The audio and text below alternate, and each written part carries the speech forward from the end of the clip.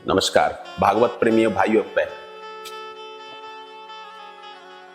नारायण का चतुर्भुज स्वरूप अदृश्य हो गया और वे 7 वर्ष के बटुक बन गए। सुंदर लंगोटी थी, मुख पर से दिव्य तेज झलक रहा था। ब्रह्मादि देव भी वहां पधारे। उन्होंने कश्यप आदिति को बधाई देते हुए कहा, आपका गृहस्थाश्रम सफल हुआ, सार्थक हुआ। आज आप जगत पिता के भी माता पिता बन गए। कश्यप आदिति का गृहस्थाश्रम अत्यंत पवित्र था, अतः भगवान उन्हीं के घर प्रकट हुए। जब वामन जी प्रकट हुए तभी वे 7 वर्ष के थे, अतः उनकी बाल लीला का वर्णन है ही नहीं। उनको यज्ञोपवीत देने का निश्चय किया गया।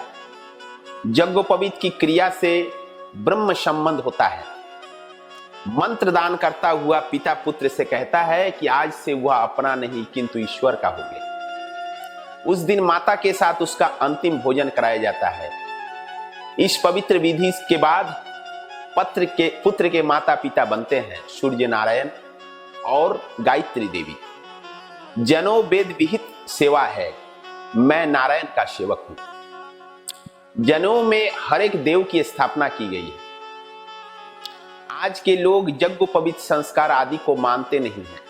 संस्कार किए बिना जीव शुद्ध नहीं हो पाता। लोग सभी संस्कार भूल गए, मात्र विवाह संस्कार ही बाकी रह गया, क्योंकि इसके बिना किसी से भी रहा नहीं जाता। संस्कार का लोप होने के कारण अधार्मिक और पापी प्रजा उत्पन्न हो रही है। तैत्तिरीय आरण्य में जनेऊ बनाने की विधि बताई गई। उसे हाथ से ही बनाना चाहिए। सूत्र को 96 बार निपटाया जाता है। वेद में कर्म और उपासना संबंधित 96,000 मंत्र हैं। उन्हें पढ़ने का अधिकार यज्ञोपवीत संस्कार में मिलता है। वैसे तो वेद के मंत्र 1 लाख है, किंतु बाकी 4,000 मंत्र सन्यासी के लिए है। जनेऊ के निर्माण तक है ब्रह्मा और उसे त्रिगुणातीत करने वाले हैं विष्णु। इसका गठबंधन शिव जी करते हैं और अभिमंत्रित करते हैं गायत्री देवी। यह दिव्य तेज से पूर्ण है। वैसे तो यह संस्कार 7वें वर्ष में देना चाहिए, किंतु 11वें वर्ष तक देने की अनुमति है। जनेऊ के एक एक धागे में एक एक देवी की प्रतिष्ठा की जाती है, अतः इसको लोहे का स्पर्श न होना चाहिए। इससे चाबी नहीं बांधनी चाहिए। आज के ब्राह्मण जनेऊ से चाबी बांधकर लटकाए फिरते हैं, जो ठीक नहीं है। ऐसा करने से सभी देव देवी या जनेऊ को छोड़कर चले जाते हैं। संसार की परंपरा नष्ट हो गई है, अतः प्रजा में समय और सदाचार का अभाव हो गया है। हमारे कल्याण के हेतु तो प्राचीन ऋषियों ने संस्कारों की रचना की थी, तो वामन जी का भी यज्ञोपवीत किया गया। उनको आदिति ने लंगोटी, धरती ने आसन, ब्रह्मा ने कमंडल, सरस्वती ने जपमाला तथा कुबेर ने भिक्षा पात्र दिया। ब्राह्मण को 3 बार संध्या करने का आदेश है। महाप्रभु जी ने भी 3 बार संध्या करते हुए जगत के सामने यह आदर्श स्थापित किया है। वे महान होते हुए भी 3 बार संध्या करते हैं। प्रातः संध्या से रात्रि का पाप नष्ट होता है। मध्याह्न की संध्या से अन्न जल का दोष नष्ट होता है। त्रिकाल संध्या की बड़ी महिमा है। संध्या समय सूर्य का जप करते समय जगदम्बा गायत्री माता का ध्यान करना है। संध्या में गायत्री माता का आह्वान करना है, हे माता मेरे हृदय में पधारिए, मेरी रक्षा कीजिए। संध्या में अघर्षण करना है, ध्यान करना है। संध्या नियमित और समय पर होनी चाहिए। आकाश में जब नक्षत्र होते हैं उसी समय की जाने वाली संध्या उत्तम है। नक्षत्र न दिखते हो और सूर्य नारायण का उदय न हुआ हो, उस समय की जाने वाली संध्या मध्यम संध्या है, और सूर्योदय के बाद की संध्या अधम संध्या कही जाती है। बृहस्पति जी ने वामन जी को उपदेश दिया, अब आज से मधुकरी भिक्षा मांगने के जाना है। इस अन्न में मधुरता होती है। मंत्रोपदेश के साथ साथ ब्रह्मचारी का धर्म समझाया। जब से ब्रह्मचर्याश्रम की परंपरा हमारे देश में से नष्ट हुई है, तब से इस देश की दुर्दशा हो गई है। ब्रह्मचर्य के पालन के बिना न तो कोई महान हुआ है और न कोई होगा। जो ब्रह्मचर्य का पालन करने की इच्छा करता है उसे सजीव नारी का तो क्या, नारी कष्ट मूर्ति का भी तन या मन से स्पर्श नहीं करना चाहिए। यदि ब्रह्मचर्य का पालन करना है तो नारी के मुख या केस की ओर भी दृष्टि न करो। इनमें काम का वास होता है। यह नारी की निंदा नहीं है, काम की निंदा है। पर स्त्री को माता समान मानो। जगत में जितने भी महापुरुष हो गए हैं उन सभी ने पर स्त्री को माता मान लिया था। वे परम ब्रह्म के ब्रह्मचर्य के पालन से महापुरुष बने थे। लक्ष्मी जी 14 वर्ष तक अपनी भाभी के साथ वन में रहे। लक्ष्मण जी 14 वर्ष तक अपनी भाभी के साथ वन में रहे, फिर भी उन्होंने सीता के मात्र चरणों में दृष्टि रखी थी। एक बार श्री रामचंद्र जी ने एक चंद्रहार दिखाते हुए उनसे पूछा, क्या यह हार तेरी भाभी का है? तब लक्ष्मण बोले, मैं क्या जानूं, मैंने भाभी का मुख कभी देखा ही नहीं। रामचंद्र ने अन्य आभूषणों के विषय में भी वैसा ही प्रश्न किया तो लक्ष्मण ने कहा, नहा जानामि कयूरी नाहा जानामि कुंडले नपुरत्व विभा जानामि नित्य पदाभि वंदनम। मैं न तो हार को पहचानता हूं न कुंडल को, मैं तो मात्र उनके नूपुर को पहचान सकता हूं जिनको मैं नित्य प्रणाम करते हुए देख पाता था। कैसा आदर्श ब्रह्मचर्य पालन। काम को पराजित करना बड़ा कठिन है, अतः ब्रह्मचर्य की बड़ी प्रशंसा की गई है। जब व्यास जी भगवान भागवत की रचना कर रहे थे तो श्लोक की रचना करते हुए वो श्लोक अपने शिष्य ऋषि जैमिनी को जांचने के लिए देते जाते थे। तो जैमिनी ने 9वें स्कंद का यह श्लोक देखा, इंद्रिया इतनी बलवान होती है कि बड़े बड़े विद्वानों को भी विचलित कर देती है। इस श्लोक को पढ़कर जैमिनी ने सोचा कि व्यास जी से इसमें कुछ भूल हो गई। क्या इंद्रिया विद्वानों को कभी विचलित कर देती है? उन्होंने व्यास जी से कहा, इस श्लोक में विद्वांसमति कर्षति के स्थान पर विद्वांस नाप कर्षति लिखना चाहिए। व्यास जी ने कहा, मैंने जो लिखा है वह ठीक ही है, इसमें कोई भूल नहीं है। एक दिवस जैमिनी संध्या समाप्त करके जलादि को बाहर विसर्जित करने जा रहे थे तो वहां उन्होंने देखा कि एक सुंदर युवती वृक्ष के नीचे वर्षा में भीग रही है। भीगे हुए वस्त्रों से झलकते हुए सौंदर्य को देखकर जैमिनी विचलित हो गए। जैमिनी ने उस सुंदरी से कहा, यह कुटिया तुम्हारी ही तो है, चली आओ भीतर, आश्रम में विश्राम करो। सुंदरी कहती है, पुरुष कपटी होते हैं, मैं आपका विश्वास कैसे करूं? तो जैमिनी कहने लगी, मैं तो पूर्व मीमांसा का आचार्य जैमिनी ऋषि हूं, क्या मेरा भी विश्वास नहीं करोगी? मुझ जैसे तपस्वी का भरोसा नहीं है तो फिर किसका भरोसा? यह तुम्हारी ही कुटिया तो है, आश्रम में विश्राम करो। वह सुंदरी आश्रम में आई, बदलने के लिए कपड़े दिए गए। जैमिनी ने फिर रूप देखा तो मन और ललचा गया। उन्होंने उस स्त्री से पूछा, तुम्हारा विवाह तो नहीं हुआ होगा? वह स्त्री अविवाहिता थी, अतः जैमिनी ने विवाह का प्रस्ताव रखा। उस युवती ने कहा, मेरे पिता ने प्रतिज्ञा की है कि जो पुरुष घोड़ा बनकर मेरी पुत्री को अंबाजी माता के मंदिर दर्शन कराने ले जाएगा उसी के साथ उसका विवाह करूंगा। और मैंने भी पिताजी से कहा है कि आपके दामाद का मुंह काला कर उन्हें ले आऊंगा। जैमिनी ने सोचा, चाहे घोड़ा बनना पड़े और मुंह काला करना पड़े, किंतु यह सुंदरी तो मेरी ही हो जाएगी ना। वे सब कुछ करने को तैयार हो गए। पुरुष पर स्त्री को काम भाव से निहारे तो उसका मुंह काला हो जाता है। जैमिनी ने घोड़ा बनकर उस युवती को अपने पर सवार करा लिया और यह अनोखी सवारी अंबाजी के मंदिर पर गई। उस मंदिर के बरामदे में व्यास जी बैठे हुए थे। उन्होंने सारी बात जानकर जैमिनी से पूछा, उस श्लोक में कौन सा शब्द होना चाहिए, कर्षति या नाप कर्षति? अब जैमिनी के मन पर मानो बिजली गिर पड़ी। उन्होंने व्यास जी से कहा, आप ही सच्चे हैं, क्षण मात्र भी असावधान न होना।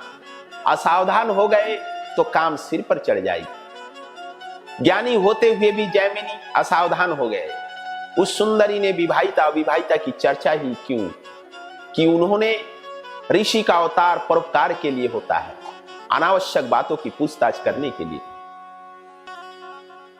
काम के कारण बड़े बड़े ज्ञानी भी भटक गए हैं, तो फिर साधारण मनुष्य की तो क्या बात है। भर्तृहरि ने भी तो कहा है, विश्वामित्रो परासह वृत्तयो वामहा परशुनस्ते स्त्री मुखः कजलिंतं दृष्टं मोहगता शाल्यन्ते सघृतम पयोदधीयुन्तु विज्जन्ति हे मानवा तेषामिन्द्रियः निग्रहो यदि भवेत् विध्वस्ते सागरम। मात्र वृक्ष के पत्ते और जल पीकर निर्वाह करने वाले ऋषियों को भी काम ने विचलित कर दिया है, तो जीव का लालच करने वाला और सिनेमा की अभिनेत्री की रात दिन पूजा करने वाला आज का मनुष्य काम जीतने की बात करे तो वह निरर्थक ही है। जो ब्रह्मचर्य का पालन करना चाहता है उसे अपने पेट में कभी अजीर्ण नहीं होने देना चाहिए। भेलपुरी और फरमास भुजिया खाने वाला ब्रह्मचर्य का पालन कैसे कर पाएगा। श्री कृष्ण को दुर्बलता पसंद नहीं है। नरसिंह मेहता ने कहा है, हरिनो मार्ग छे सुरानो नहीं कारणियों काम जान। हरि का मार्ग सुरवीरों का है, कायरों का नहीं। श्रुति भी कहती है, नायमात्मा हा बलिहीन लभ्य। सो ब्रह्मचर्य का पालन करो और बलवान बनो। स्त्री का मुख या केस कभी दूर दूर कर न देखो। आंख या मन में विकार आते ही गायत्री मंत्र का जप करो। मन रूपी हाथी को सत्कर्म रूपी अंकुश बस में रख सकता है। वामन जी ने जगदम्बा पार्वती के पास जाकर कहा, ओम भगवती भिक्षां देहि में। पार्वती जी की दी हुई भिक्षा उन्होंने गुरु जी के सामने रख दी। गुरु जी ने कहा कि भिक्षा बहुत कम है, तो वामन जी ने किसी बड़े जजमान का नाम पता पूछा। बृहस्पति ने आज्ञा दी कि नर्मदा नदी के किनारे पर बलि राजा अश्वमेध यज्ञ कर रहे हैं, उनसे तुम्हें अवश्य अच्छी सी भिक्षा मिलेगी, वहां जाओ। वामन जी ने उसी दिशा में प्रयाण किया। वामन लंगोटी पहने हैं, पांव में पादुका है, हाथ में कमंडल, छत्र और दंड है, कमर पर मुंज भेखला, बगल में मृग चर्म, सिर पर जटा, गले में यज्ञोपवीत और मुख पर ब्रह्म तेज है। किसी अपरिचित व्यक्ति के सम्मुख अनायास ही नमन हो जाते हो तो समझ लो कि उस व्यक्ति में ईश्वर का अंश है। अपरिचित होने पर भी वामन जी को मार्ग में सभी नमस्कार कर रहे हैं। वे नर्मदा तट पर यज्ञ मंडप में पहुंचे। ब्रह्म तेज छिपाया नहीं जा सकता। यज्ञ मंडप में उपस्थित ऋषि समूह सोचने लगा कि आज तक ऐसा ब्रह्म ज्योतिषी कभी नहीं देखा गया। क्या साक्षात सूर्य नारायण तो इस रूप में नहीं आए? यह कौन सा ब्राह्मण कुमार होगा? शंकर स्वामी से पूछा गया था कि जगत में भाग्यशाली कौन है। शंकर स्वामी ने उत्तर दिया था, कौपीनावतः खलु भाग्यवंत। जो लंगोटी पहनता है, जितेंद्रिय है, सदा सर्वदा प्रभु ही के साथ बातें करता है, प्रभु के साथ खेलता रहता है, वही सर्वाधिक भाग्यशाली है। जो धन संपत्ति और देह के साथ खेलता रहता है वो भाग्यहीन है। इस अपरिचित बालक के विषय में ब्राह्मण सोच ही रहे थे कि यज्ञ के प्रधानाचार्य शुक्राचार्य ने वामन जी का स्वागत किया। इस महातेजस्वी बटुक का शुक्राचार्य सहित सब ऋषियों ने सत्कार किया। ब्राह्मण ब्रह्म तेज और ज्ञान के कारण ही सम्मान पाता है। क्षत्रिय बल से और वैश्य धन संपत्ति से सम्मान पाते हैं। शूद्र में बृहत मान की भागी होते हैं। सेठ साहूकार चाहे जितनी काली कमाई करे फिर भी उन्हें कथा में भी आगे आसन दिया जाता है। देर से आने पर भी आगे बिठलाए जाते हैं। यह मान सेठ का नहीं, लक्ष्मी का है। चारों वर्ण की दिवाली भी शायद अलग अलग सी हो गई है। ब्राह्मणों की दिवाली है राखी का दिन, क्षत्रिय की दिवाली विजयदशमी का दिन, वैश्यों की दिवाली लक्ष्मी पूजन का दिन और शूद्रों की तो होली ही दिवाली। ब्राह्मणों ने उस ब्रह्मचारी बटुक का स्वागत किया तो बलि राजा भी देखने लगे। उन्होंने सोचा कि मैंने आज तक कई ब्राह्मणों की सेवा की, किंतु ऐसा तो कोई देखने ही में नहीं आया। वे बामन जी महाराज को महल में ले गए, सिंहासन पर बैठलाया और रानी से पूछा पूजा के सामान्य तैयार करने के लिए आते। बलि राजा की पत्नी का नाम था विंध्यावली और पुत्री का रत्नमाला। रत्नमाला बटुक सौंदर्य से प्रभावित होकर सोचने लगी कि जिस माता ने इसे अपना दूध पिलाया होगा वह कितनी भाग्यशाली और सुखी होगी। बटुक जी का स्वरूप देखकर उन्हें मन में वात्सल्य भाव उमड़ पड़ा और दूध पिलाने की इच्छा भी जगी। और आगे चलकर जब बामन जी का पराक्रम देखा तो उसने मन में बामन जी की हत्या करने की इच्छा हो गई। रत्नमाला अपने इन्हीं दो मनोभाव को लेकर अगले जन्म में पूतना बनकर आई कि जिसने कन्हैया को अपना दूध पिलाकर मारने का प्रयत्न तो किया, किंतु उसका अपना ही उद्धार हो गया।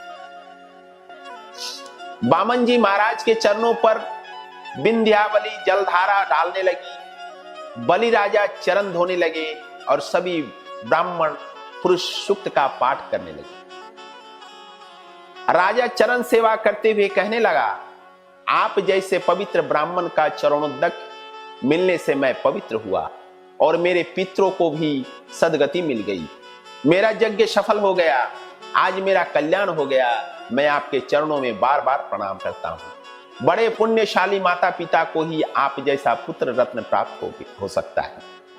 मैं सोचता हूं कि अपना सब कुछ आपको अर्पित करके मैं वनवासी बनकर ईश्वर भजन में लीन हो जाऊं। बामन जी ने मन ही मन कहा, मैं सब कुछ लेने के लिए ही तो आया है। उनसे राजा ने कहा, महाराज लगता है आप कुछ मांगना चाहते हैं, जो भी चाहिए वो निसंकोच मांग लीजिए।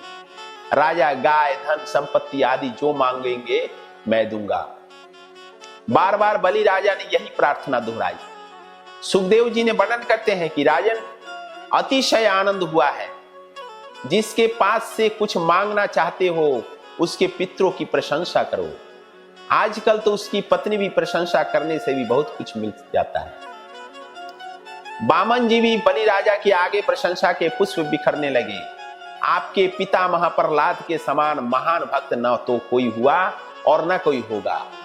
उनका प्रभु प्रेम तो इतना प्रबल था कि भगवान को स्तंभ चीर कर प्रकट होना पड़ा था। मैंने सुना है कि आपके पिता राजा विमोचन भी बहुत उदार व्यक्ति थे।